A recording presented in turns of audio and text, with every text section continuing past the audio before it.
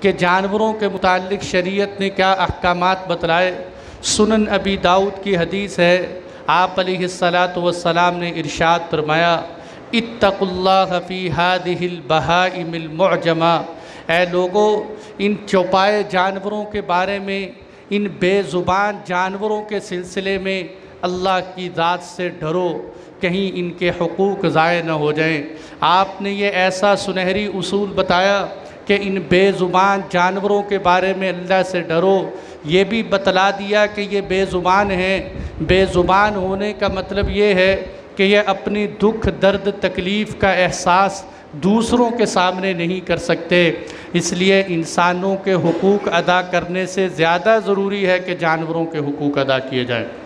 اور یہ بات بھی ہے کہ اگر کسی انسان کی حق تلفی ہو جائے، اس کا حق ضائع کر دیا جائے تو اس سے معافی مانگنا ممکن ہے، لیکن جانوروں کے حق اگر ضائع کر دیے تو ان سے معافی مانگنا بھی ممکن نہیں ہے۔ اسی لیے حضرت ابو درداء رضی اللہ عنہ فرماتے ہیں کہ آپ علیہ الصلاۃ والسلام نے ارشاد فرمایا، لو غفر لکم ما تأتون الی البہائم لغفر لکم کثیرا، اگر تمہاری وہ غلطیاں اور تمہاری وہ حق تلفیاں جو تم جانوروں کے ساتھ کرتے ہو، اگر قیامت کے دن اللہ نے تمہاری وہ غلطیاں معاف کر دیں تو سمجھ لینا اللہ تمہارے بڑے گناہوں کو معاف کر دیں گے۔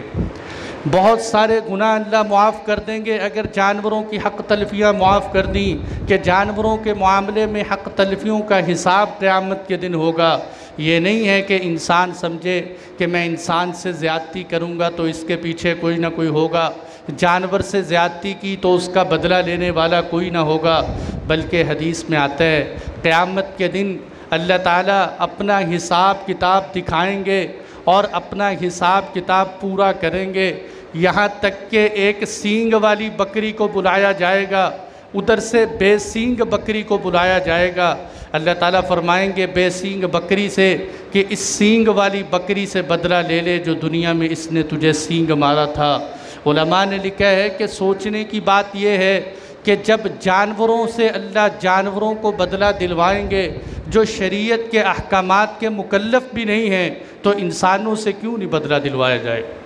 اللہ تعالیٰ انسانوں سے اس کا بدلہ دلوائیں گے کہ جو دنیا میں جانوروں کے ساتھ کمی اور زیادتی ہوگی۔ اور دوسری طرف میرے دوستو، اگر جانوروں کے ساتھ اچھا سلوک کیا جائے، ان کے حقوق کی ادائیگی کی جائے، اس پر کتنا اجر و ثواب ہے۔ حدیث میں آتا ہے ایک فاحشہ عورت چلی جا رہی تھی، اس نے دیکھا کہ ایک کنویں کے قریب ایک کتا کھڑا ہانپ رہا ہے، پیاس کی وجہ سے اس کی زبان منہ سے باہر نکلی ہوئی ہے، قریب تھا کہ اگر وہ پانی نہ پیتا تو اس کا دم نکل جاتا۔ انہوں نے اس فاحشہ عورت نے اپنے پاؤں سے ایک موزہ نکالا اور دوپٹے کے ساتھ اس موزے کو باندھا اور باندھ کر کنویں میں ڈال کر پانی نکال کر جب اس کتے کو پلایا تو وہ تندرست ہو گیا اور اس کی زندگی کی امید واپس لوٹ آئی۔